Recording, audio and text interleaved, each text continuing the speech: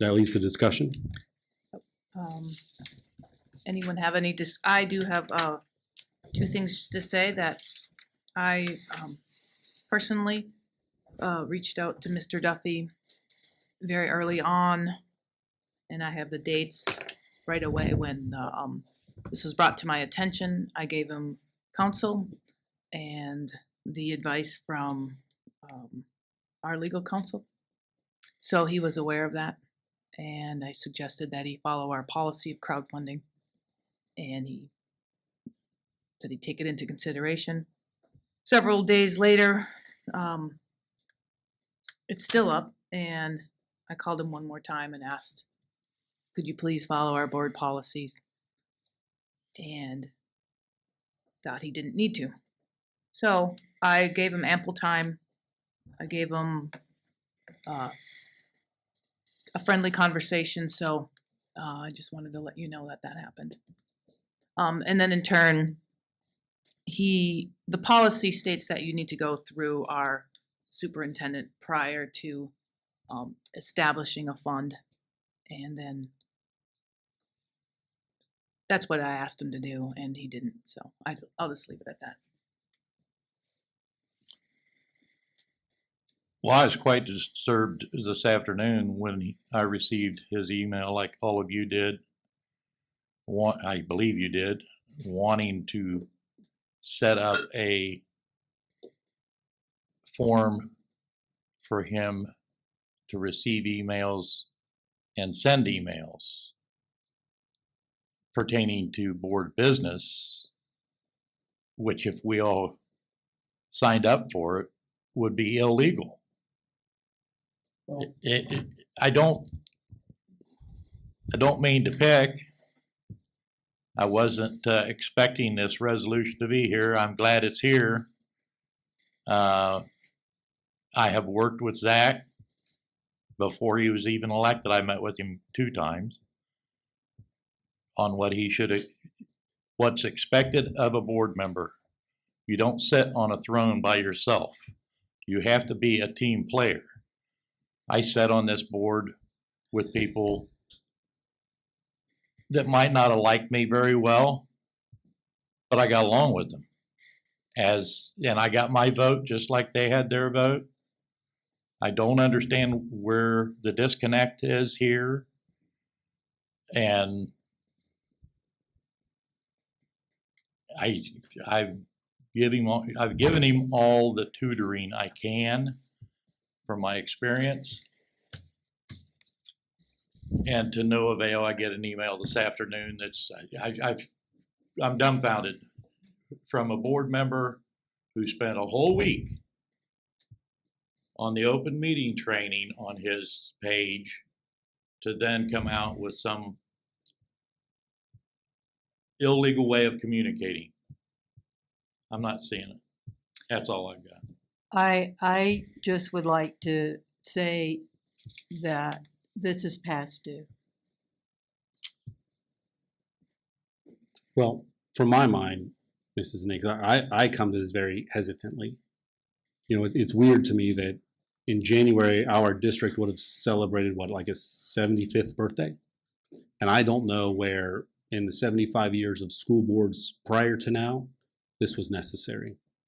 I don't know where, and honestly, I don't know our history. Well, I know our history from when I came here in 2007 as an administrator. I don't know where in the last 75 years we've had a situation like this. And heaven help us, after our financial update, I hope that we're along and around and only growing and getting stronger for the next 75 years plus. It's my hope, honestly, that by taking this action tonight, we don't need to do so for another 75 years at least. The second thing that I would say in reference to this is, like, it's, Mr. Crowl, you engaged in a conversation last month. Your preference always is that we receive items that we might vote on for discussion the month before so that we can vote on it the following month. I feel bad. This is coming to you in the 11th hour and it's an amendment to the agenda. So it's not great that this is happening in that manner. However, I feel like the things that I just read are exactly what you stated in public last month. And since then till now, the only thing that I referenced was from last month till now in this resolution. And heaven forbid, I am more than capable of making mistakes. It would be my hope that somebody might say to me, hey, Stephen, you're making a mistake, and allow me the chance to fix it. When mistakes have been pointed out in the past, we don't seem to be humble enough to fix it. That's my concern. In the 75 years that this district has been around, I certainly believe that there have been board members that have come up wanting to change significant things and running on very particular platforms. The one thing that binds me to a board member from 75 years ago to today, and the one thing that will bind board members moving forward, number one, is that we are all elected to be here. And number two, that we have to follow a certain set of rules and guidelines. Now, those rules and guidelines have changed over the 75 years that board members have been seated here, but the fact that we have to adhere to them has not changed. And what bothers me is we have a clear and obvious, willful maybe even, attempt at not following some of those things even when they're pointed out. Which is why, again, I am kind of like remorseful to be bringing this forward, but I think it's necessary. It's a drastic step. Anybody would be hesitant to do it. It doesn't look good, but it's the only step available to a Board of Education to bring notice to one of its members that they're not doing what they should be doing if all other efforts fail. Well, not only the board members, but the community has started to recognize that this is not the way a board member should be presenting themselves out in the community. And to use his platform on his board Facebook page is sending a very wrong message to the community that he's representing the four of us, and he's not.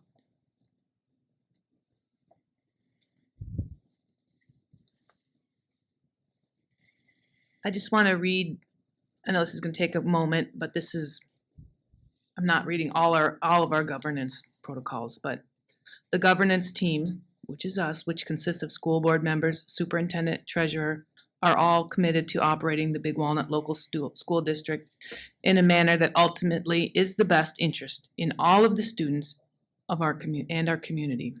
The mission of the Big Walnut Local School District is to inspire and guide each student to his or her maximum potential. While seeking to fulfill that mission, we intend to be fiscally responsible in a manner that inspires the community and staff's confidence. We also want to be transparent while abiding by the statutes of the state of Ohio, as well as applicable federal laws and regulations. We recognize that we have different roles according to our official positions as board members and superintendent and treasurer. We also recognize that we have different levels of authority depending on those positions, the laws of our state, and the issue that is at hand. We expect all members of the governance team to act within the bounds of our roles and accompanying authority. You can go ahead and read all these protocols. We offer these stated protocols as a commitment toward our desire to function as a governance team, a team that seeks the best outcome for all the students of the Big Walnut Local School.